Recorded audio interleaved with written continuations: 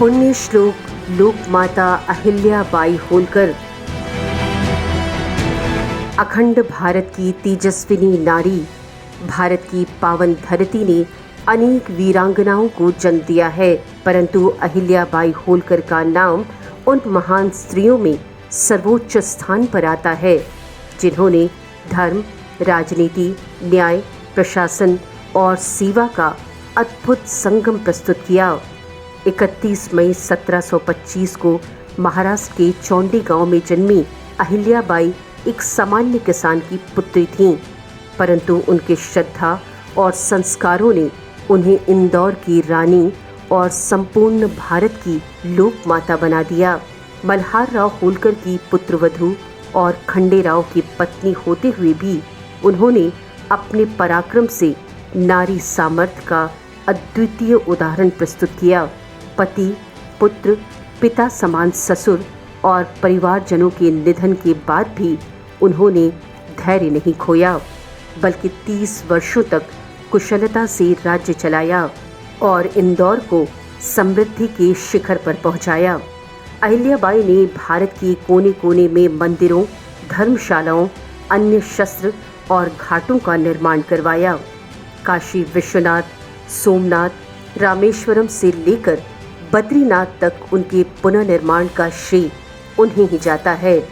जब देश की संस्कृति पर,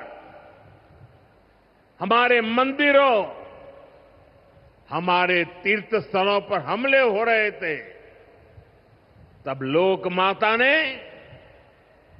उन्हें संरक्षित करने का बीड़ा उठाया। उन्होंने काशी विश्वनाथ सहित पूरे देश में हमारे अनेकों मंदिरों का, हमारे तीर्थों का पुनर्निर्माण किया। उन्होंने महिलाओं की सेना बनाकर उन्हें युद्ध कला सिखाई। उनकी नीति थी बहुजन हिताय, बहुजन सुखाय। वो केवल इंदौर की रानी ही नहीं थीं, बल्कि वो अखंड भारत की जननी थीं, जिन्होंने अपनी खासगी संपत्ति से देश की सेवा की। रानी अहिल्याबाई आज भी हम सभी के लिए प्रेरणा का स्रोत है।